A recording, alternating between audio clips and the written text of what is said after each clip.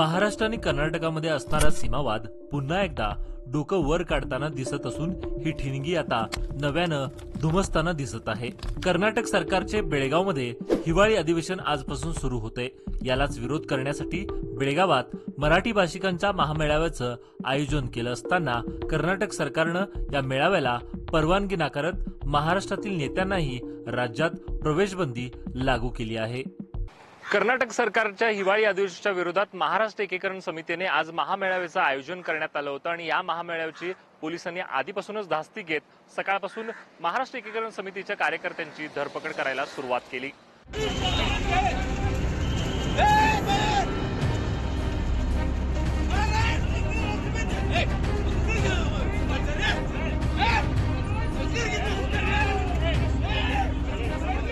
आज सोमवारी सकाळपासूनच या परिस्थितीला वेगळं वळण मिळत असल्याचं पाहायला मिळालं, जिथं बेळगावमध्ये कर्नाटक पोलिसांची दडपशाही सुरू असल्याचं दिसून आलं।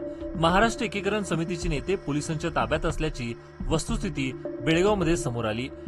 बेळगावमधील या महामेळाव्यासाठी कोल्हापूरमधून उद्धव ठाकरे गटाचे शिवसैनिक मोठ्या संख्येने बेळगावकडे जाण्यासाठी निघाले। या दरम्यान कर्नाटक पोलिसांकडून कोल्हापूरच्या शिवसेना ठाकरे गटाचे नेते विजय देवणे यांच्यासह प्रमुख नेत्यांना कर्नाटकमध्ये प्रवेशबंदी करण्यात आली असून तशा नोटिसा देखील बजावण्यात आल्या।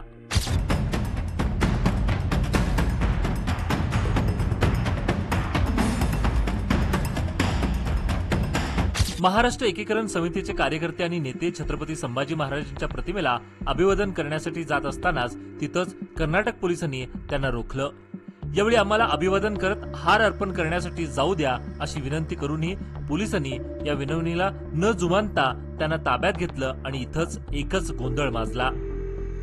नेत्यांना कार्यकर्त्यांना धक्काबुक्की करत मराठी भाषिकांना पोलिसांनी ताब्यात घेतलं आणि लोकशाही पद्धतीनं आंदोलन करत असतानाही ते दडपण्यासाठी केला जाणारा बळाचा वापर गैर आहे, रहेंगे तो महाराष्ट्र में नहीं तो जेल में अशा घोषणा आणि ठाम भूमिका मांडत नेत्यांनी परिसर दणाणून सोडला।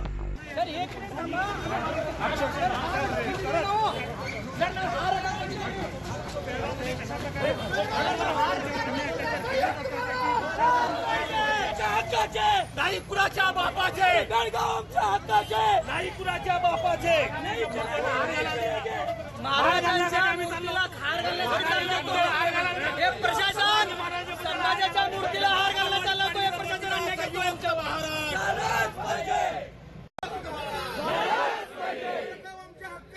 नाही कुणाच्या बापाचे, बेळगावकर मुक्कामी संपूर्ण महाराज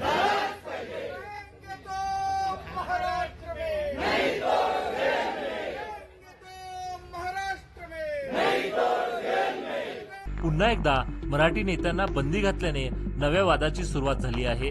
सरकार यात मध्यस्थी करणार का? सीमा प्रश्न सोडवण्यासाठी महाराष्ट्र सरकार यातून कसा मार्ग काढणार हे पाहणं महत्त्वाचं ठरणार आहे। Bureau report, Tarun Bharat news, Belgaum.